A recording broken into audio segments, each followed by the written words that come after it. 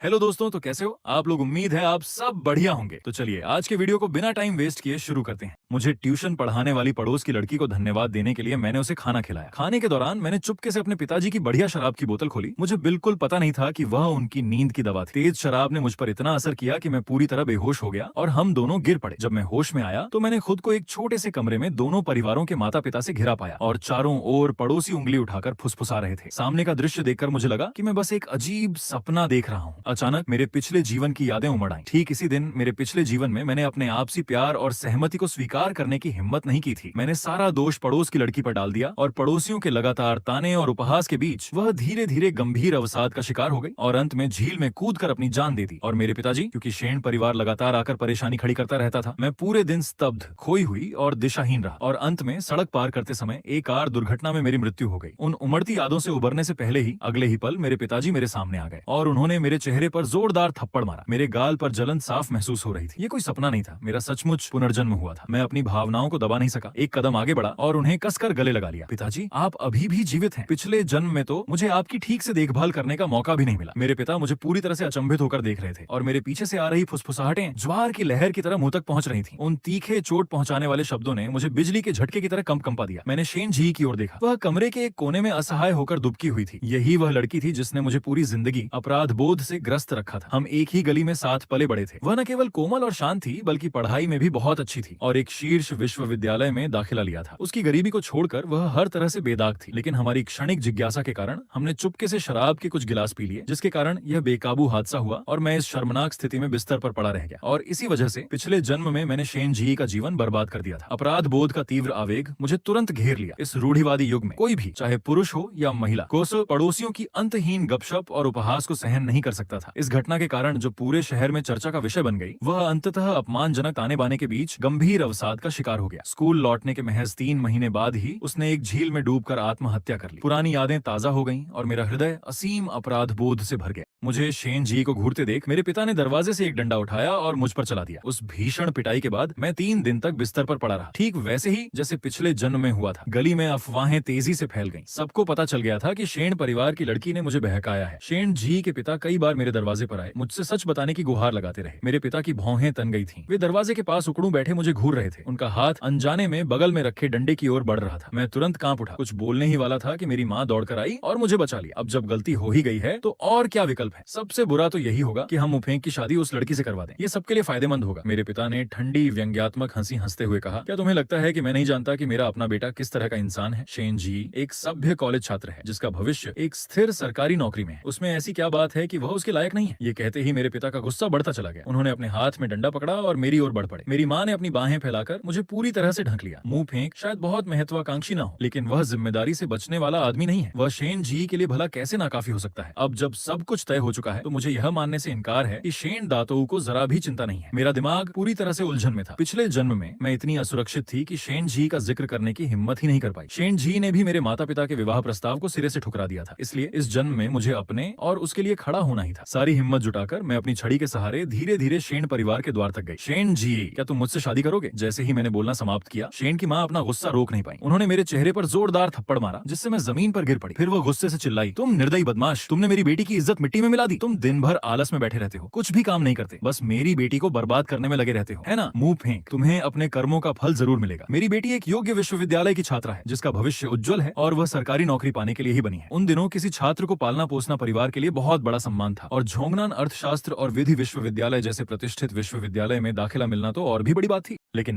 मैं तो बस एक आलसी निकम्मा हूँ जिसने जैसे तैसे हाई स्कूल की डिग्री हासिल की है। शेन जी के माता पिता हमेशा मुझे नीचा समझते रहे हैं, फिर भी किसी तरह हम एक ही बिस्तर पर सो रहे हैं। तभी शेन जी की चाची घर से बाहर आई। ठीक है, बहस बंद करो, मुफेंक को अकेले अंदर आने दो, यही उससे अकेले में बात करना चाहती है। मैंने दांत पीसते हुए असहनीय दर्द सहा और बैसाखियों के सहारे लड़खड़ाते हुए घर में घुस गया। शेन जी बिस्तर से टेक लगाकर बैठी थी। उसका चेहरा एकदम सफेद, उसकी आंखों में गहरी उदासी छाई हुई थी, है ना? इससे पहले कि मैं माफी मांग पाता, शेन जी ने मुझे बीच में ही रोक दिया। क्या तुम सच सच में मुझसे शादी करना चाहते हो? मैंने जोर से सिर हिलाया। अगर तुम मुझसे शादी करने को तैयार हो तो मैं कसम खाता हूँ कि मैं तुम्हें जीवन भर प्यार से रखूंगा और तुम्हें एक सुरक्षित और आरामदायक घर दूंगा। शेन जी का शरीर थोड़ा कांप उठा और उसने मुझे पूरी हैरानी से देखा। वह मुझसे बेहतर जानती थी कि अगर उसने मुझसे शादी नहीं की तो इस रूढ़िवादी युग में एक युवती के रूप में उसका जीवन और भी कठिन हो जाएगा। शेन जी ने अपने दिल में उमड़ती भावनाओं को बड़ी मुश्किल से दबाते हुए मुझसे पूछा, तुम्हारे पास क्या है? मैं छुट्टियों में स्कूल से घर अपने परिवार से मिलने आई थी और मैंने सुना है कि तुम्हारे पास कोई ठीक ठाक नौकरी भी नहीं है। पड़ोसी सब कहते हैं कि तुम निकम्मे गुंडे हो। तुम मुझे क्या दे सकते हो? मेरे अगले शब्दों ने शेन जी को चौंका दिया। मैं झोंगनान अर्थशास्त्र और विधि विश्वविद्यालय में दाखिला लेने जा रहा हूँ। एक बार दाखिला मिल गया तो हम एक ही विश्वविद्यालय में पढ़ेंगे। फिर क्या तुम मुझसे शादी करने को तैयार हो? शेन जी को लगा कि मैं उसके साथ बहुत बड़ा मजाक कर रहा हूँ। वो मुझसे बेहतर जानती थी कि मेरी शैक्षणिक पृष्ठभूमि कितनी कमजोर थी। झोंगनान अर्थशास्त्र और विधि विश्वविद्यालय जैसे प्रतिष्ठित विश्वविद्यालय में दाखिला तो दूर की बात है, मुझे तो किसी सामान्य व्यावसायिक कॉलेज में भी दाखिला मिलने की उम्मीद बहुत कम थी। लेकिन मेरे चेहरे पर मजाक का कोई भाव नहीं था। मैंने पूरी गंभीरता से बात की। मुझे पहले से ही पता था राष्ट्रीय वयस्क कॉलेज प्रवेश परीक्षा 2 महीने में है और संयोग से इस साल झोंगनान अर्थशास्त्र और विधि विश्वविद्यालय में 2 सीटें खाली हैं। पहले मेरे अंक वाकई औसत दर्जे के थे, लेकिन जब मुझे शेन जी की मृत्यु की खबर मिली तो मैं पूरी तरह टूट गया। मैंने तुरंत स्कूल लौटने और जी जान से पढ़ाई करने का फैसला किया। मैंने सिर्फ 1 साल में झोंगनान अर्थशास्त्र और विधि विश्वविद्यालय में दाखिला पा लिया और यहाँ तक कि उस झील पर उनके लिए एक शोक सभा भी आयोजित की जहाँ उनकी मृत्यु हुई थी। सच कहूँ तो अभी तो झोंगनान अर्थशास्त्र और विधि विश्वविद्यालय में दाखिला पाना मेरे लिए लगभग तय है, एक पक्की बात है। इसलिए मैंने उन्हें विश्वास से कहा कि चाहे मेरी तैयारी कितनी भी कमजोर क्यों ना हो, मुझे दाखिला जरूर मिलेगा। अगर मैं असफल हो जाऊं तो बस पुलिस स्टेशन जाकर रिपोर्ट कर देना। मैं तुम्हें सफाई देने के लिए जेल जाने को भी तैयार हूँ। मेरे चेहरे पर गंभीरता और हंसी का कोई निशान न देखकर शेन जी पूरी तरह से हैरान रह गए। आखिरकार उन्होंने मुझे एक मौका देने का फैसला किया। ठीक है, तो मैं तुम्हारे जवाब का इंतजार करूंगा। जब मैं शेन परिवार के घर से निकला तो शेन जी के साथ मेरी शर्त जांगह जिले में आग की तरह फैल गई। हर कोई मेरा मजाक उड़ा रहा था और मुझ पर ताने मार रहा था। सबको यकीन था कि मैं परीक्षा पास नहीं कर पाऊंगा। जब मैं घर लौटा तो अपने पिता को देखा जिन्होंने जीवन भर बोझ ढोकर गुजारा किया था। उनकी कमर इतनी झुकी हुई थी कि वे मुश्किल से सीधे खड़े हो पा रहे थे। और अपनी माँ को देखा जो पड़ोसियों के कपड़े सिलकर अपना गुजारा करती थी। उनके हाथ खुरदुरे और सख्त थे। मेरी आंखों में तुरंत आंसू आ गए। पिताजी, माँ जी, आपने बहुत मेहनत की है। 2 महीने में मैं निश्चित रूप से झोंगनान अर्थशास्त्र और विधि विश्वविद्यालय में दाखिला ले लूंगा। मेरे पिता ने मुझे गुस्से से घूरा। अगर तुम में सच में झोंगनान अर्थशास्त्र और विधि विश्वविद्यालय में दाखिला लेने की क्षमता है तो तुम्हारी माँ और मैं चैन से मर सकते हैं। अगली सुबह शेन जी ने अपना सामान पैक किया और स्कूल वापस जाने वाली ट्रेन में सवार हो गया। सब कुछ वैसा ही था जैसा उसके पिछले जीवन में था। आज वह दिन था जब शेन जी को झोंगनान अर्थशास्त्र और विधि विश्वविद्यालय में लौटना था और 3 महीने बाद वह परिसर में स्थित झील में अपनी युवावस्था का अंत कर देगा। अगर 2 महीने बाद होने वाली इस महत्वपूर्ण परीक्षा में उसे झोंगनान अर्थशास्त्र और विधि विश्वविद्यालय में प्रवेश नहीं मिला तो शेन जी की आत्महत्या की दुखद नियति अपरिवर्तनीय हो जाएगी। यह विचार एक बीज की तरह मेरे मन में गहराई से जड़ जमाता चला गया, जिससे मुझे यह एहसास हुआ कि झोंगनान अर्थशास्त्र और विधि विश्वविद्यालय में प्रवेश पाना ही मेरा एकमात्र रास्ता है। एक ऐसी जिम्मेदारी जिसे मुझे निभाना ही होगा। मैं घर से निकला और पास के शिन्हुआ बुक स्टोर की ओर चल पड़ा। एक शांत कोने में किसी की नजर से दूर मुझे धूल से भरी चार्ज बगुल उत्तर पुस्तिका मिली। इसे कैशियर के पास ले जाते हुए मैं अपने पिछले जीवन की यादों के कारण इस वर्कबुक के अपार महत्व को किसी और से बेहतर जानता था। तभी मेरे पीछे से एक जानी पहचानी सी आवाज आई। मैं मुड़ा और अपने पुराने स्कूल के 2 परिचितों के जेन और निंग बिंग को देखा। ये दोनों मेरे जूनियर थे। दोनों को इस साल की कॉलेज प्रवेश परीक्षा से बहुत उम्मीदें थी। इस परीक्षा के माध्यम से एक बेहतर भविष्य सुरक्षित करने की आशा थी। क्या संयोग है, मुझे उम्मीद नहीं थी कि तुम दोनों यहाँ मिलोगे। कि जेन और निंग बिंग ने एक दूसरे को देखा। उनके होंठों पर व्यंग्यात्मक मुस्कान थी। तुम इस बेकार अवांछित वर्कबुक को खजाने की तरह संभाल रहे हो? क्या तुम्हारा दिमाग खराब हो गया है? बिल्कुल, चार्ज बगुल उत्तर पुस्तिका क्या? मैंने तो इसके बारे में कभी सुना भी नहीं। हाँ, उनके खुलेआम मजाक को देखकर भी मैं बिल्कुल विचलित नहीं हुआ, बल्कि मैंने शांत भाव से सुझाव दिया, क्यों ना हम एक शर्त लगा लें। अगर मैं हार गया तो तुम दोनों को 200 युआन मिलेंगे। कि जेन और निंग बिंग ने एक दूसरे को देखा और एक साथ सिर हिलाया। उनकी नजर में मेरे जैसे किसी व्यक्ति के लिए जो कॉलेज प्रवेश परीक्षा में फेल हो गया था और जिसके अंक बहुत खराब थे, झोंगनान अर्थशास्त्र और विधि विश्वविद्यालय में दाखिला पाना महज एक सपना था। ठीक है, हम शर्त लगाते हैं। जैसे ही मैंने बोलना समाप्त किया, मैंने चार्ज हॉर्न उत्तर पुस्तिका उठाई, उसके पैसे दिए, उन्हें हल्के से हाथ हिलाया और किताबों की दुकान से बाहर निकल गया। समय तेजी से बीत गया। लगभग 2 महीने पलक झपकते ही बीत गए। इस दौरान मेरे पिता ने पहली बार मेरे अध्ययन कक्ष का दरवाजा खोला। सामने का दृश्य देखकर वे दंग रह गए। ऐसा लग रहा था जैसे मेरा पुनर्जन्म हुआ हो। मैं हर दिन पढ़ाई कर रहा था। मेरे पिता को पूरा यकीन था कि उनका बेटा सचमुच बदल गया है। अतीत का लापरवाह आलसी बच्चा गायब हो गया था। उसकी जगह एक स्थिर भरोसेमंद युवक ने ले ली थी, जिसकी आंखों में चमक थी। कल तुम्हारी परीक्षा है, उन्होंने कहा। बाहर टहलने जाओ, दिमाग को तरोताजा करो। सारा दिन घर में बंद रहना सेहत के लिए अच्छा नहीं है। दरअसल मुझे पिताजी के शब्दों का छिपा हुआ अर्थ पूरी तरह समझ आ गया। लिन परिवार की शेन जी छुट्टी पर वापस आ गई है। वो पहले की तरह ही हर दिन घर पर ही रहती है। उन्हें उम्मीद थी कि परीक्षा हॉल जाने से पहले मैं शेन जी से मिल लूंगी। हालांकि उन्हें मेरी परीक्षा उत्तीर्ण होने की उम्मीद नहीं थी। शायद उनसे मिलने से मुझे थोड़ी और प्रेरणा मिल जाए। पिता की बातें सुनकर मैंने चुपचाप सिर हिलाया। मैं खड़ी हुई, घर से बाहर निकली और सीधे शेन परिवार के आंगन में चली गई। मेरे होंठों पर हजारों शब्द उमड़ रहे थे, लेकिन किसी किसी कारणवश मैं एक भी शब्द नहीं बोल पा रही थी। लेकिन अपने पिछले जन्म में मेरे कारण घटी त्रासदी को याद करके मैंने गहरी सांस ली, हिम्मत जुटाई और शेन जी के कमरे की ओर जोर से चिल्लाई, कल मेरी परीक्षा है। आप विश्वास करें या ना करें, मैं आपसे वादा करती हूँ, मैं झोंगनान अर्थशास्त्र और विधि विश्वविद्यालय में जरूर दाखिला लूंगी। मेरी ये बात आंगन में बार बार गूंजी, लेकिन उसके बाद लंबी खामोशी छाई रही, कोई प्रतिक्रिया नहीं हुई। खिड़की के अंदर बैठे शेन जी ने यह देख लिया था। मैं काफी देर तक आंगन में खड़ी रही और उन्होंने पिता से घर पर मेरी अथक पढ़ाई के बारे में सुना था, लेकिन चारों ओर से आ रही तीखी दुर्भावनापूर्ण अफवाहें उनके दिल में चुभती रहीं, खासकर तब जब यह मामला पूरे स्कूल में फैल गया। वह जहां भी जाता उसे अपनी ओर इशारा करती निगाहें और पीठ पीछे फुसफुसाहट महसूस होती थी। कई बार जब वह कैंपस की शांत झील को देखता तो उसका मन करता कि वह उसमें कूद जाए और सब कुछ खत्म कर दे, इन कष्टदायक दिनों का अंत कर दे। इस सारी पीड़ा का कारण मैं ही था, जो उस समय आंगन में खड़ा था। वह कांच की खिड़की के सामने खड़ा होकर चुपचाप मेरी परछाई को देख रहा था। मैं घंटों तक आंगन में बिना हिले डुले खड़ा रहा, जब तक कि मेरे मन में सिर्फ एक शब्द नहीं रह गया, शेन जी। जाने से पहले मैंने उस कसकर बंद खिड़की को आखिरी बार देखा और एक एक शब्द करके कहा, शेन जी, मैं जरूर सफल होऊंगा। इतना कहकर मैं बिना किसी हिचकिचाहट के मुड़ा और उस परिवार से दूर चला गया। केची और निंग बिंग मैन के साथ मैं भी भाग्य की इस कसौटी पर उनके साथ शामिल हो गया। जब मेरी नजर परीक्षा के पेपर पर एक बिंदु पर पड़ी तो मेरे दिल पर पड़ा बोझ आखिरकार जमीन पर गिर गया। परीक्षा के पेपर पर सभी बिंदु सही थे और मेरा स्कोर बिल्कुल वैसा ही था जैसा मैंने अनुमान लगाया था। मेरे होठों पर एक हल्की रहस्यमयी मुस्कान आ गई। 2 दिन बाद परीक्षा की घंटी शाम के सन्नाटे में घुल गई और पूरे परीक्षा हॉल में परीक्षाएं आखिरकार समाप्त हो गईं। लेकिन मेरे माता पिता यह नहीं जानना चाहते थे कि मैंने परीक्षा में कैसा प्रदर्शन किया। मुझे डर था कि अगर मैंने अच्छा प्रदर्शन नहीं किया तो कहीं मैं कोई मूर्खतापूर्ण काम न कर बैठूं। ऐसा होने से रोकने के लिए मेरी माँ ने घर का इकलौता रसोई का चाकू भी चुपके से छिपा दिया था। जब मैंने दोबारा अपनी रिपोर्ट देखी तो सब कुछ पहले जैसा ही ठीक था। के जेन और निंग बिंग ने एक दूसरे को देखा, उनके चेहरे व्यंग्य से भरे थे। क्या हकीकत स्वीकार करने को तैयार हो? कहीं ऐसा ना हो कि तुम अपनी शर्त भी न चुका पाओ। वे जोर से हंस पड़े, बाकी सबकी परवाह किए बिना। लेकिन जब उनकी नजर सूची में मेरा नाम पड़ी तो उनकी हंसी गले में अटक गई और वे एकदम अवाक रह गए। चीनी में 138, अंग्रेजी में 143 अंकों के आगे एक चमकदार लाल रेखा साफ साफ लिख रही थी, राष्ट्रीय शीर्ष अंक पाने वाला। उस पल मेरे दिल पर लंबे समय से पड़ा बोझ आखिरकार हट गया और मैंने राहत की मुस्कान बिखेरी। के जेन और निंगबिंग को देखकर उनकी आंखें चौड़ी हो गईं। उनके चेहरे अविश्वास और आश्चर्य से भरे थे। राष्ट्रीय प्रथम स्थान, ये कैसे हो सकता है? उसे सच में राष्ट्रीय प्रथम स्थान मिला। क्या सूची में लिखे अंक नकली हो सकते हैं? मैं मुस्कुराया और उन्हें याद दिलाया, क्यों ना तुम अपना नाम ढूंढ लो। उनके चेहरे पीले पड़ गए और काफी देर बाद आखिरकार उन्हें सूची में सबसे नीचे अपना नाम मिला। उनमें से एक को सिर्फ 365 अंक मिले थे। के झेंग और निंगबिंग पूरी तरह से स्तब्ध रह गए, वहीं जम गए। काफी देर बाद मैंने बेपरवाही से कंधे उचकाए और उन दोनों को देखकर मुस्कुराया। 200 युआन प्रत्येक। तुम दोनों कर्ज चुकाने से मुकरोगे तो नहीं? के झेंग और निंगबिंग के चेहरे तुरंत लाल हो गए। वे चाहते थे कि वे उसी क्षण जमीन में समा जाएं। दोनों हकलाते हुए बोले, हम तुम्हें जल्द ही पैसे दे देंगे। लेकिन मेरा ध्यान जुए के पैसों पर नहीं था और न ही मैं उनके साथ और समय बर्बाद करना चाहती थी। शेन जी के नतीजों का बेसब्री से इंतजार करते हुए मैंने तुरंत मुड़कर घर की ओर दौड़ लगाई। शेन परिवार के गेट पर पहुंचकर मैं रुक गई, गहरी सांस ली और अपने सीने में उमड़ रही उत्तेजना को दबाया। जैसे ही मैं आंगन में कदम रखने वाली थी, मुझे पीछे से अपने पिता की थकी हुई आवाज सुनाई दी। ये को उसके पिता ने आज सुबह ही एक रिश्तेदार के घर भेज दिया है, चली गई। ये 2 शब्द मुझे बिजली के झटके की तरह लगे, जिससे मैं बुरी तरह कांप उठी। एक असहनीय गहरा दुख मेरे दिल में तुरंत छा गया। मैं बहुत खुश थी। मैं ये खुशखबरी तुरंत शेन जी को बताना चाहती थी, लेकिन इस अहम मौके पर उसे एक दूर के रिश्तेदार के घर जाना पड़ा। एक पिचके हुए गुब्बारे की तरह मैं शेन परिवार की दहलीज पर बैठ गई। पिता ने चुपचाप अपनी पाइप उठाई, एक कश लिया, प्याले से राख झाड़ दी और फिर धीरे से बोले, मुझे हमेशा से पता था कि तुम पढ़ाई के लिए नहीं बनी हो। अगर तुम परीक्षा में नाम कमा सकती हो तो असंभव ही संभव हो जाएगा। उन्होंने एक लंबी आह भरते हुए कहा, छोड़ो, शेन परिवार की उस लड़की के बारे में सोचना छोड़ दो। मैंने अपने पिता की ओर देखा, कुछ नहीं कहा और चुपचाप मुड़कर चली गई। मेरे पिताजी मुझे जाते हुए देखते रहे। उनके चेहरे पर उलझन और हैरानी के भाव थे। लेकिन आधे घंटे बाद सामुदायिक कार्यकर्ता खुशखबरी लेकर उनके दरवाजे पर आए और वे दंग रह गए। क्या देश में प्रथम? कार्यकर्ताओं द्वारा बार बार पुष्टि करने के बाद ही उन्होंने आखिरकार प्रतिक्रिया दी और खिलखिलाकर हंस पड़े। तुमने वाकई कमाल कर दिया। इस बार जियांग परिवार की पैतृक कब्रों से सौभाग्य की किरणें निकलेंगी। यह खबर पूरे जियांगे जिले में आग की तरह फैल गई। रातों रात में पूरे शहर में चर्चा का विषय बन गया। किसी को उम्मीद नहीं थी कि आलसी निकम्मे बच्चे ने देश में प्रथम स्थान प्राप्त कर लिया है। शाम को मैं अपने कमरे में बैठा खिड़की से बाहर देख रहा था। मेरा चेहरा झोंगनान अर्थशास्त्र और विधि विश्वविद्यालय में शेन जी से मिलने की उत्सुकता से भरा हुआ था। इस जीवन में मुझे शेन जी की रक्षा करनी है। मेरी आंखों में एक अभूतपूर्व दृढ़ संकल्प था। मुझे बस यही अफसोस था कि मैं शेन जी को झोंगनान अर्थशास्त्र और विधि विश्वविद्यालय में अपने प्रवेश की खबर तुरंत व्यक्तिगत रूप से नहीं बता सका। मैं इन सब बातों के बारे में सोच ही रहा था कि आंगन के दरवाजे पर दस्तक हुई। मैं दरवाजा खोलने उठा और देखा कि सोंग जिनियन बाहर खड़े हैं। मैंने उन्हें एक चमकती हुई निगाहों से देखा। उसे देखते ही मेरी आंखों में एक पल के लिए ठंडक सी छा गई, लेकिन मेरे चेहरे पर हमेशा की तरह मुस्कान बनी रही। क्या बात है? मैंने जानबूझकर दूरी बनाए रखते हुए पूछा। मैंने सुना है कि तुम्हारा विश्वविद्यालय में दाखिला हो गया है, बधाई हो। सोंग जिनियन मुस्कुराया और मेरे कंधे पर हाथ रख दिया। उसकी आवाज बनावटी आत्मीयता और गर्मजोशी से भरी थी। मैंने मन ही मन तिरस्कार किया। पिछले जन्म में यही वह लड़का था जिसने मुझे इसी तरह के झूठे हथकंडे से फंसाया था, मुझे जुए के भारी कर्ज में डुबो दिया था और मुझे अपना घर बेचने पर मजबूर कर दिया था। लेकिन इस जन्म में जाने मैं फिर कभी उसके जाल में नहीं फंसूंगी। चलो आज रात मैं तुम्हें दावत दूं, कैसा रहेगा? सोंग जिन्नियन ने संकोच से कहा। भायामी, मैंने भौहें चढ़ा ली। तो वह मुझे बढ़िया खाना खिलाने की योजना बना रहा था? सोंग जिन्नियन का चेहरा सख्त हो गया। उसने साफ तौर पर मुझसे यह सवाल पूछे जाने की उम्मीद नहीं की थी, लेकिन अपना लक्ष्य हासिल करने के लिए मेरे पास मजबूरी में हाँ कहने के अलावा कोई चारा नहीं था। बिल्कुल यार, मैं तुम्हें खाना खिलाऊंगा, लेकिन उसके बाद चलो पार्टी में चलते हैं। मैं गारंटी देता हूँ कि तुम खूब पैसे कमाओगे, कॉलेज की फीस भरने के लिए काफी। अरे इतनी बढ़िया पार्टी है। मैंने दिलचस्पी दिखाने का नाटक किया। मेरे होंठों पर मुस्कान थी। कितने पैसे लगेंगे? बस ऐसे ही मस्ती, कुछ बड़ा नहीं। सोंग जिन्नियन ने मासूमियत का दिखावा करते हुए हल्की हंसी हंसी। मैंने तिरस्कार भरे चेहरे से सिर हिलाया। 1 युआन की शर्त ठीक है, मुझे कोई आपत्ति नहीं है। ठीक है। सोंग जिन्नियन ने तुरंत मेरे कंधे पर थपथपाते हुए सहमति जताई। उसे देखकर मैं मन ही मन चिढ़ गया। इस आदमी के पास तो 28 इंच की साइकिल भी नहीं थी, फिर भी उसने धोखाधड़ी करके कम से कम 2-3 हजार युआन बचा लिए थे। विश्वविद्यालय के खर्चों के बारे में सोचते हुए मैंने मन ही मन इस मोटे भेड़ को लूटने का फैसला किया जो मेरे दरवाजे पर आ गया था। मुझे भूख लगी है, चलो पहले खाना खा लेते हैं। मैंने दरवाजा बंद किया और पीछे मुड़े बिना बाहर निकल गया। ये सुनकर सोंग जिन्नियन एक पल के लिए स्तब्ध रह गया। उसने जल्दी से सिर हिलाया और झुककर अभिवादन किया और मेरे पीछे आया। जी हाँ, चलो पहले खाना खा लेते हैं। मैंने एक अच्छा रेस्तरां चुना और बिना किसी झिझक के स्वादिष्ट व्यंजनों से भरी एक मेज का ऑर्डर दे दिया। हम अभी ठीक से बैठे भी नहीं थे कि के जेन और निंग बिंग भी अंदर आ गए। मैंने तिरछी नजर से उन्हें देखा। भुना हुआ सुअर का मांस उठाया और बिना ऊपर देखे कहा, मुझे अपना बकाया पैसा दो। सोंग जिन्नियन एक पल के लिए स्तब्ध रह गया, फिर के जेन और निंग बिंग की ओर मुड़ा। क्या बात है, तुम दोनों पर उसका पैसा बकाया है? उन दोनों ने अजीब तरह से पहले लगी शर्त के बारे में बताया, फिर मुझसे माफी मांगी। ये पैसा क्या हम आपको कुछ दिनों में दे सकते हैं? नहीं, मैंने ठंडे लहजे में मना कर दिया। हम बाद में ताश खेलेंगे। अगर हम जुए का पिछला कर्ज नहीं चुका पाए तो हम अगला राउंड नहीं खेल पाएंगे। इतना कहकर मैं उठकर जाने लगा। भाई न्यान, ऐसा नहीं है कि मैं आपकी इज्जत पर अड़ा हूँ, आपने देख ही लिया है कि क्या हुआ। ये सुनकर सोंग जिन्नियन तुरंत घबरा गए और मुझे पकड़ लिया। नहीं नहीं नहीं, चलो बात करते हैं। आखिरकार उन्होंने हम पर 30 युआन खर्च कर दिए थे और वे मुझे इतनी आसानी से जाने नहीं दे सकते थे। सोंग जिन्नियन के जैन और निंग बिंग की ओर मुड़े। उनका चेहरा गुस्से से लाल हो गया और उन्होंने आदेश दिया, कर्ज चुकाना तो जरूरी है, जल्दी करो और उन्हें पैसे दे दो। कि जैन और निंग बिंग के पास कोई चारा नहीं था, इसलिए उन्होंने अनिच्छा से 200 युआन निकाले और मुझे दे दिए। उनके चेहरे गुस्से से भरे हुए थे। ये लो, ठीक है, ऐसा लग रहा है जैसे हम पैसे देने से मना कर रहे हैं। कि जैन ने मन ही मन बुदबुदाते हुए कहा, जब हम जुए की मेज पर पहुंचेंगे तो मैं ये सुनिश्चित करूंगा कि तुम सब कुछ हार जाओ। हाँ, तुम भाग तो सकते हो लेकिन छिप नहीं सकते, निंग बिंग ने बीच में कहा और जुए की मेज पर मुझे पूरी तरह से हराने की योजना बना रहा था। उनके गुस्से भरे चेहरे देखकर मैं मन ही मन हंस पड़ा। इन दोनों मूर्खों को पता ही नहीं था कि वे बलि के बकरे बन चुके हैं। जहाँ तक सोंग जिन्नियन की बात है, आज तो वही सबसे बड़ा मोटा मेढ़ा था। रात के खाने के बाद हम सोंग जिन्नियन के पीछे पीछे एक जर्जर 2 मंजिला इमारत में गए जो अंधेरी गलियों से घिरी हुई थी। कई भड़कीले कपड़े पहने औरतें गलियों में खड़ी राहगीरों को हाथ हिला रही थीं। अरे नौजवान,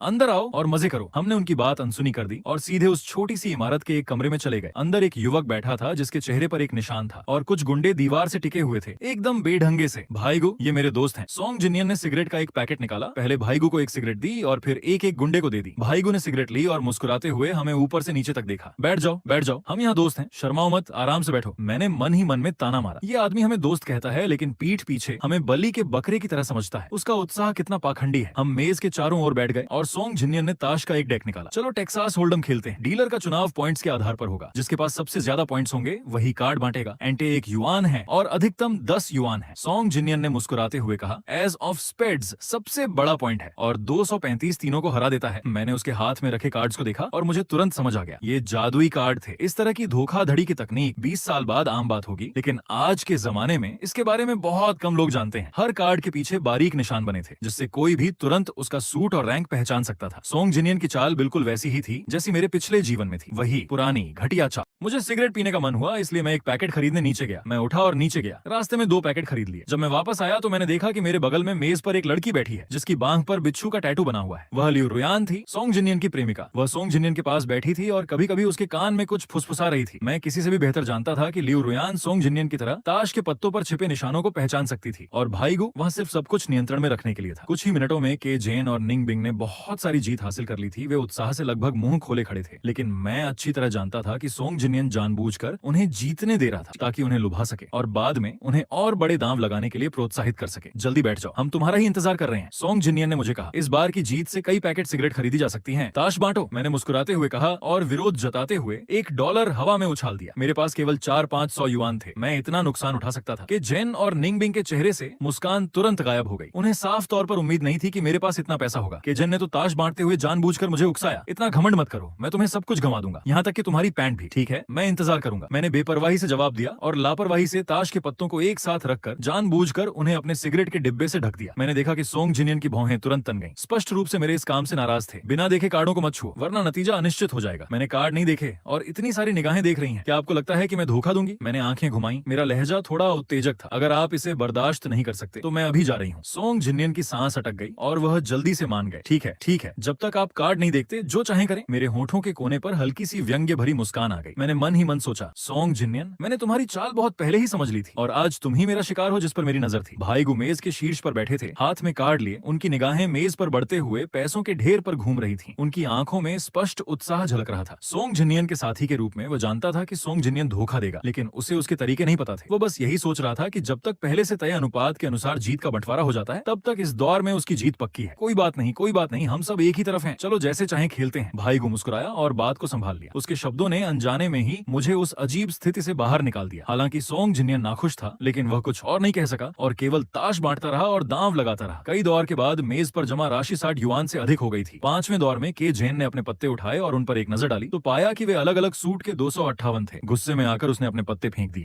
कितनी बुरी किस्मत, मैं 235 बनाने से बस थोड़ा ही चूक गया। देखते हैं इस राउंड में कौन जीतता है। अगर तुम इतने अच्छे हो तो कुछ और राउंड खेल सकते हो। सोंग जिनियन ने जानबूझकर आग में घी डाला और निंगबिंग और मुझे अपने कार्ड देखे बिना धीरे धीरे खेलते रहने के लिए उकसाया। निंगबिंग एक पल के लिए हिचकिचाई, अपने कार्ड उठाए और उन पर एक नजर डाली। जैसे ही उसने 3 कार्ड देखे वह जम गई। फिर गुस्से में अपने कार्ड वापस मेज पर फेंक दिए और पॉट में 10 युआन डाल दिए। धिक्कार है, मैं बुरी तरह हार गया। मैं 5 युआन और लगाता हूँ, भाईगू ने घमंड से कहा। अपने हाथ पर स्पष्ट रूप से आश्वस्त था। मैं 10 युआन लगाता हूँ। मैंने शांति से पैसे मेज पर रख दिए, जानबूझकर अपने कार्ड धीरे धीरे नीचे रखे, जानबूझकर 4 और 2 को दिखाया, लेकिन के को बिल्कुल नीचे रखा, बस उसका एक छोटा सा कोना दिखाया। सोंग जिनियन की नजर मेरे कार्डों पर पड़ी। नीचे से झांकते हुए एक कोने पर उनकी नजर पड़ी और उन्होंने उसे गलती से 3 समझ लिया। उनके होठों पर तुरंत एक तिरस्कारपूर्ण मुस्कान आ गई। जैसे जैसे मेज पर पैसे बढ़ते गए, निंगबिंग आखिरकार अपना आपा खो बैठा और घबराकर चिल्लाया, मैं तुम्हारे हाथ पर दांव लगाऊंगा। उसने पॉट में 50 युआन फेंके और मेरे कार्ड लेने के लिए हाथ बढ़ाया। मैंने उसका हाथ झटक दिया, उसके कार्ड लिए, उन पर एक नजर डाली और उन्हें डिस्कार्ड पाइल में फेंक दिया, जबकि वह अविश्वास से देखता रहा। तुम्हारा हाथ कमजोर है, तुम्हें बहुत पहले ही हार मान लेनी चाहिए थी। मैं कमजोर हूँ, क्या तुम्हें यकीन है कि तुम गलत नहीं हो? निंगबिंग का चेहरा अविश्वास से भर गया, उसका भाव तुरंत जम गया। मैं नहीं चाहता। मैंने हल्की सी मुस्कान दी और $10 और लगा दिए। नहीं, मेरे शब्दों से सोंग जिनियन चौंक गया। उसे पूरा यकीन था कि मेरे पास 2, 3 और 4 का कमजोर हाथ है, लेकिन निंगबिंग पहले ही हार मान चुकी थी और मैं फिर भी जिद पर अड़ी हुई थी। उसका दिल जोर से धड़कने लगा। क्या मुंह फेंक के पास सच में फ्लश हो सकता है? गूगे आत्मविश्वास से भरी रही। अंधाधुंध $5। गूगे, यह हाथ थोड़ा कमजोर लग रहा है। सोंग जिनियन ने गूगे के कार्डों पर नजर डाली और दबी आवाज में चेतावनी दी। गूगे ने उसे घूर कर देखा। कमजोर? ये तो मेरी किस्मत है जो मुझे दांव लगाने से मिली है। 3 राउंड तक ऐसा ही चलता रहा। मुझे टस से मस न होते देख गूगे घबरा गया और दांत पीसते हुए $10 लगा दिए। अपने कार्ड दिखाओ। मुझे नहीं लगता कि तुम्हारे पास भी फ्लश है। मैं मुस्कुराई। धीरे धीरे अपने कार्ड पलटे। King of hearts 4-2। अरे बाप रे, किंग ऑफ हार्ट्स! निंगबिंग सदमे में चिल्लाई। उसका चेहरा जम गया था। मैंने हल्की सी मुस्कान बिखेरी और सारे पैसे सामने मेज पर बिखेर दिए। माफ कीजिए, मैं ये राउंड जीत गई। सोंग जिनियन और भाईगू वहीं खड़े रहे, जबकि लियू रोयान गुस्से में चिल्लाई, ये कैसे हो सकता है? क्या तुमने धोखा दिया? मैंने उसकी तरफ देखा। मेरा चेहरा एकदम लाल हो गया। फिर से कहो। सिगरेट खरीदने के बाद मैंने ताश का पहला हाथ खेला था। ये तुम्हारा हाथ था और निंगबिंग ने पत्ते बांटे थे। मैं धोखा कैसे दे सकती हूँ? वह एक पल के लिए चुप हो गया। उसका चेहरा एकदम लाल हो गया। सोंग जिनियन ने जल्दी से बात संभालने की कोशिश की। उसे डर था कि मैं गुस्से में वहां से चली जाऊंगी। मैं शांत रहा और खेलता रहा। महज आधे घंटे में मैंने लगभग 300 युआन जीत लिए। सोंग जिनियन और निंगबिंग को देखकर लगा कि वे पूरी तरह से हार चुके थे। यहाँ तक कि भाईगू भी 400 युआन हार चुके थे। उनका चेहरा और भी गंभीर होता जा रहा था। बहुत कम, मजा नहीं आ रहा। भाईगू ने अपने पत्ते नीचे फेंक दिए और उनकी नजर पूरे समूह पर घूम गई। क्यों ना हम दांव बढ़ा दें, इसे थोड़ा और रोमांचक बना दें। 5 युआन बेस, 20 युआन कैप, क्या कहते हो? 5 युआन। मैंने एक भौं उठाई। मेरे होठों पर एक ठंडी मुस्कान थी, लेकिन मैंने कुछ नहीं कहा। कि जेन और निंगबिंग ने एक दूसरे को देखा और दांत पीसते हुए बोले, हमें कोई आपत्ति नहीं है, बस हमें डर था कि कोई हिचकिचा न जाए। दोनों ने मुझे तिरस्कार भरी नजरों से देखा। मैंने बेपरवाही से कंधे उचका दिए। कोई बात नहीं, मेरे पास 800 युआन हैं, डरने की क्या बात है? भाईगू जोर से हंसे। ताश में जीत से पैसे नहीं मिलते, किस्मत बहादुरों का साथ देती है। खेल तेज हो गया और सोंग जिनियन ने ताश बांटना शुरू कर दिया। ताश बांटते ही मैंने अपने हाथ में 3 बादशाह, एक जैसे 3 पत्ते देखे। फिर सोंग जिनियन के हाथ में 3 इक्के, एक जैसे 3 पत्ते देखे। मेरी रीढ़ की हड्डी में सिहरन दौड़ गई। ये आदमी खुलेआम ताश का खेल खेल रहा था। सोंग जिनियन ने मुझे चुनौती भरे अंदाज में देखा। चलो इस हाथ में सब कुछ दांव पर लगा देते हैं, खेलो बिल्कुल किसी सीरियल की तरह। लियू रोयान ने किनारे से आग में घी डाला। हाँ, सब कुछ दांव पर लगा दो। मैं सोंग सोंग जिनियन को देख रहा था, पूरी तरह समझ गया था। उसने जानबूझकर इतने कम पत्ते बांटे थे ताकि उसे बाकी सबके पत्ते आसानी से दिख सकें। दुर्भाग्य से उसकी तकनीक बहुत ही भद्दी थी और मैं तुरंत समझ गया। भाईगु ने शर्त 10 युआन बढ़ा दी और मैंने अनिच्छा से उसका साथ दिया, जल्दी से अपनी रणनीति बनाते हुए। जैसा कि उम्मीद थी कि जैन और निंगबिन ने अपने पत्ते देखने के बाद हाथ धो दिए, भाईगु ने भी अपनी बदकिस्मती को कोसा और अपने पत्ते फेंक दिए। सोंग जिनियन ने मुझे घमंडी निगाहों से देखा। बड़ा दांव लगाना चाहते हो? चलो 10 राउंड का दांव लगाते हैं। वह आत्मविश्वास से भरा हुआ था। इस राउंड में मेरा सारा पैसा जीतने की योजना बना रहा था, लेकिन मैंने उसकी योजना का पालन नहीं किया। मैंने ठंडी मुस्कान के साथ कहा, उसे हराओ। मैंने 3 बादशाह मेज पर पटक दिए और पूरा कमरा तुरंत शांत हो गया। केवल सोंग जिनियन का चेहरा बेहद बिगड़ा हुआ था। मुझे सच में इतने मजबूत हाथ की उम्मीद नहीं थी। मुझे दांव नहीं लगाना चाहिए था। मैं बुरी तरह हार गया। मैंने अफसोस जताते हुए पैसे ले लिए। केवल एक मूर्ख ही अपना हाथ खोलता है, निंगबिंग ने ताना मारा। अगर मेरे पास 3 बादशाह होते तो बैंक मैनेजर को भी मुझे 300 मिलियन उधार देने पड़ते। भाईगु ने सोंग जिनियन की ओर देखा पर कुछ नहीं बोला। मैंने सोंग जिनियन को देखा और मन ही मन उसका उपहास किया। मेरे लिए उस थोड़े से पैसे का कोई महत्व नहीं था, पर उसके लिए यह एक करारी हार थी। तभी अचानक लियू रोयान की आवाज गूंजी, कायर, इतने छोटे स्वभाव के साथ कोई आश्चर्य नहीं कि शेन जी तुम्हें नीचा समझती है। तुम शायद बिस्तर में भी अच्छे नहीं होंगे, और वैसे भी वह कमीनी शेन जी भी कोई बेहतर नहीं है। शायद उसने अपनी माँ को श्राप देकर मार डाला हो। मेरा हाथ जो मुझे पैसे दिखा रहा था अचानक रुक गया। मैंने उसकी ओर देखा। मेरी आंखें बर्फ की तरह ठंडी थी।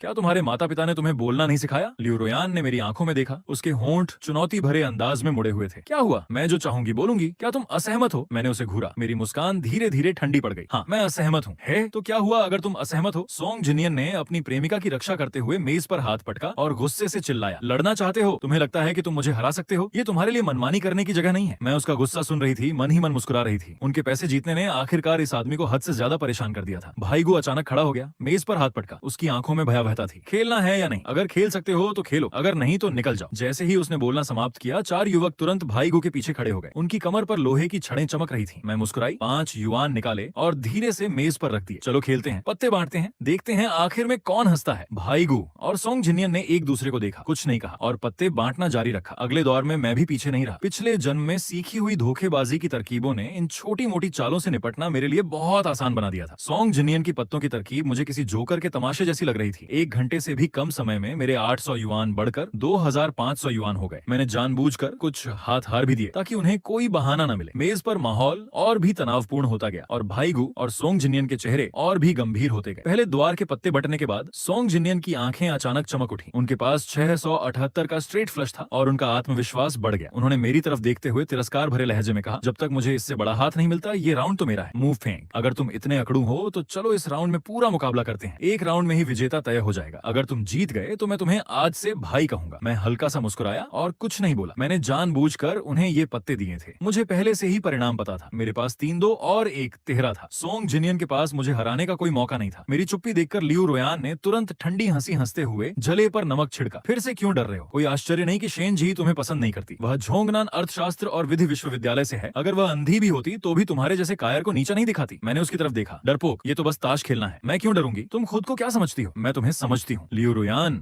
मुझे उकसाती रही। अगर तुम इतने ही बहादुर हो तो चलो मेरे आदमी के साथ मुकाबला करते हैं। अगर तुम जीत गए तो मैं तुम्हारे साथ खेलने के लिए एक लड़की ढूंढ दूंगी। मैंने सिर हिलाया। मुझे कोई दिलचस्पी नहीं थी। इसके अलावा मेरे पास अभी 2500 है और तुम्हारे पास 200 से भी कम। तुम मेरे साथ जुआ खेलने के लिए क्या इस्तेमाल करोगे? सोंग जिनियन ने जल्दी से कहा, मैं उधार ले सकता हूँ, मैं देर नहीं करूंगा। उसने केजिन, निंगबिंग और भाईगु से दांव वापस कर दिए, घमंडी दिखते हुए। ये मेरे और उसके बीच का मुकाबला है, इसमें दखल मत दो। सबके चले जाने के बाद सोंग जिनियन ने भाईगु की तरफ मुड़कर देखा। भाईगु, मुझे 2300 उधार दे दो। मुझे पूरा यकीन है मैं इस राउंड में जीत जाऊंगा। भाईगु एक पल के लिए हिचकिचाए, फिर आखिरकार अंदर के कमरे से 2000 युआन निकालकर मुझे दे दिए। सोंग जिनियन ने पैसे मेज पर रख दिए और दांत पीसते हुए बोले, ताश खोलो। मुझे विश्वास नहीं होता कि तुम्हारी किस्मत इतनी अच्छी बनी रहेगी। मैं मुस्कुराया और धीरे धीरे अपने हाथ में मौजूद सारे 2500 युआन दांव पर लगा दिए। लियू रोयान ने मुझे शरारती अंदाज में आंख मारी। मुंह फेंक। जब तक तुम जीतते हो मैं तुम्हारी हूँ। इस महीने तुम जो चाहो कर सकते हो। मैंने आंखें सिकोड़ते हुए कहा, तुमने सही कहा। हाँ, मैंने सही कहा। वह आत्मविश्वास से भरे हुए लग रहे थे और एक झटके में शर्त पूरी हो गई। मैंने अपने पत्ते उठाए और उन्हें रगड़ने का नाटक किया। मेरे आसपास के सभी लोग सांस रोक कर देख रहे थे, यहाँ तक कि भाई को भी गर्दन घुमाकर देख रहे थे। सोंग जिनियन जोर से हंसे और ताश के पत्ते मेज पर पटक दिए। माफ करना, 7, 8, 9, एकदम सीधा फ्लश। मैंने ये राउंड जीत लिया। भाईगु ने उत्साह से चिल्लाया, भाई न्यान कमाल के हैं। भाई न्यान तो जबरदस्त है। मैंने उन्हें रोकने के लिए हाथ बढ़ाया। रुको, तुमने अभी तक मेरे पत्ते नहीं देखे हैं। सोंग जिनियन ने तिरस्कार भरी नजर से देखा। तुम्हारे इस घटिया हाथ में ऐसा क्या खास है? क्या तुम्हें लगता है कि यह मेरे हाथ को हरा सकता है? मैंने धीरे से अपने पत्ते फैलाए, जिनमें 3-2 थे। पूरा कमरा पल भर में शांत हो गया। सोंग जिनियन के चेहरे पर मुस्कान जम गई। वह पूरी तरह से अवाक रह गए। मैंने सबकी तरफ देखा। मेरे होठों पर एक ठंडी मुस्कान थी। माफ करना, ये असली 3 एक जैसे पत्ते हैं। मैंने अपने तीनों पत्ते धीरे से नीचे रख दिए। तुम्हें हराने के लिए काफी है। कमरा एकदम शांत हो गया। सोंग जिनियन अपनी जगह पर जम गया। लियू रोयान की आंखें चौड़ी हो गईं और भाईगू और बाकी सब अविश्वास से घूरने लगे। नहीं, सोंग जिनियन ने मेरी कार्डों को ध्यान से देखा। उसका चेहरा एकदम पीला पड़ गया था। तुमने धोखा दिया, वरना तुम्हारे पास 3 एक जैसे कार्ड कैसे हो सकते थे? मैंने उसे ठंडे लहजे में देखा। तुम्हारे पास स्ट्रेट फ्लश हो सकता है, लेकिन मेरे पास 3 एक जैसे कार्ड नहीं हो सकते। शर्त तो शर्त होती है, ये तो जायज है। तुम अपनी शर्त से मुकर तो नहीं रहे हो? सोंग जिनियन का चेहरा मिट्टी के बर्तन की तली जैसा काला हो गया था। उसके दांत भींचे हुए थे। मुंह फेंक, तुमने जानबूझकर मुझे फंसाया है ना? मुझे फंसाया? मैंने तिरस्कार भरी मुस्कान के साथ कहा। तुम ही थे जो ब्लाइंड कार्ड खेलना चाहते थे, एक ही राउंड में नतीजा तय करना चाहते थे। मैंने तुम्हें मजबूर नहीं किया था। अब जब तुम हार गए हो तो हार स्वीकार नहीं कर सकते? सोंग जिनियन की आंखें अचानक गुस्से से भर उठी। तुम्हें लगता है कि तुम आज यहाँ से निकल जाओगे? पैसे छोड़ दो, वरना मैं तुम्हारी टांगें तोड़ दूंगा। उसके बोलते ही माहौल एकदम तनावपूर्ण हो गया। के जेन और निंगबिंग ने स्थिति को अपने खिलाफ जाते देख तुरंत पीछे हटकर उनसे दूरी बना ली। भाईगू और बाकी लोग भी जल्दी से सोंग जिनियन को घेरकर उसके बगल में आक्रामक मुद्रा में खड़े हो गए। मैंने उनकी तरफ देखा। मेरे होठों पर हल्की सी मुस्कान थी। तुमने खुद ही कहा था। बैंग! बिना किसी चेतावनी के मैंने सोंग जिनियन के चेहरे पर एक जोरदार मुक्का मारा, जिससे वह जमीन पर गिर पड़ा। इससे पहले कि वो कुछ प्रतिक्रिया कर पाता, मैंने अपनी कमर से तेजी से खंजर निकाला और उसकी जांघ में घोंप दिया। आह! सोंग जिनियन ने सुअर जैसी चीख मारी जो पूरे कमरे में गूंज उठी। भाईगू और बाकी लोग एकदम पीले पड़ गए। वे 20 साल के आसपास के नौजवान गुंडे थे जो मौज मस्ती करने के आदी थे। उन्होंने कभी इतनी क्रूरता नहीं देखी थी। मैंने अपना सिर उठाया। मेरी ठंडी निगाहें भीड़ पर घूम गईं। जो भी उसके लिए खड़ा होना चाहेगा, मैं उसे एक और चाकू मार दूंगा। सोंग जिनियन ने यह वार इसलिए सहा क्योंकि वह हार बर्दाश्त नहीं कर सकता था। अगर तुम भी कोशिश करना चाहते हो तो मैं अंत तक लड़ने को तैयार हूँ। भाईगू ने गहरी सांस ली, खुद को शांत रखने की कोशिश की। पैसे छोड़ दो, वरना आज किसी की भी चैन नहीं रहेगी। क्या तुम राष्ट्रीय वयस्क कॉलेज प्रवेश परीक्षा में सबसे ज्यादा अंक लाने वाले नहीं हो? तुम नहीं चाहते कि मामला पुलिस स्टेशन तक पहुंचे और तुम्हारा भविष्य बर्बाद हो जाए, है ना? मैं थोड़ा मुस्कुराया। अगर मामला पुलिस स्टेशन तक पहुंच जाए तो मुझे खुशी होगी। वैसे भी मैंने उसे एक बार चाकू मार दिया है। अगर पुलिस को बुलाया गया तो क्या तुम्हें लगता है कि पुलिस स्टेशन मेरी इस होनहार टॉप स्कोरर की रक्षा करेगा, या तुम जैसे आपराधिक रिकॉर्ड वाले गुंडों की? भाईगू का चेहरा एकदम जम गया। उन्हें पता था कि मैं सच कह रहा हूँ। अगर मामला सच में बढ़ गया तो नुकसान उन्हीं का होगा। भला सरकार कुछ गुंडों के लिए एक टॉप स्कोरर का भविष्य कैसे बर्बाद कर सकती है? मैंने 200 युआन निकाले और मेज पर पटक दिए। सोंग जिनियन को ठंडे लहजे में देखते हुए कहा, अगर अगली बार ऐसा हुआ तो मैं तुम्हें नहीं छोड़ूंगा। सोंग जिनियन ने अपने घाव को पकड़ लिया। दांत पीसते हुए मुझे घूर रहा था। एक शब्द भी नहीं बोल पा रहा था। मैंने भौं उठाकर लियू रोयान की तरफ देखा। और तुम? उसने दांत पीसे। आखिर में वह सोंग जिनियन के पास से गुजरी, मेरे पास आई और मेरा हाथ पकड़ लिया। मैं गूंगे अविश्वास से घूर रहा था, जबकि जमीन पर बैठी सोंग जिनियन गुस्से से लगभग बेहोश होते हुए अपनी आंखें घुमा रही थी। मैंने ठंडी मुस्कान के साथ चारों ओर देखा। अब कुछ बोल नहीं पा रहे, है ना? गूगे ने मुझे जोर से अंगूठा ऊपर करके इशारा किया और दांत पीसते हुए 3 शब्द कहे। तुम जीत गए। शर्त का खेल यहीं समाप्त हो गया। मैंने जीते हुए 4300 युआन लिए और लियू रोयान के साथ कैसीनो से निकल गया। किसी को उम्मीद नहीं थी कि वह सचमुच मुझे अपने घर ले जाएगी। फेंक गए। आज तुम कमाल के थे। तुम मेरे आदर्श हो। उसने मुझे मोहक नजरों से देखा, मानो वह अपने शिकार को परख रहा हो जिस पर उसने पहले ही अपनी नजरें गड़ा रखी हो। मैंने एक सिगरेट निकाली, उसे जलाया, एक गहरा कश लिया और धीरे धीरे धुएं का छल्ला छोड़ा। मेरा चेहरा भावहीन था। मैं उसे पूरी तरह से अनदेखा। आज के लिए बस इतना ही। मिलते हैं इसके नेक्स्ट चैप्टर में। तब तक के लिए गुड बाय।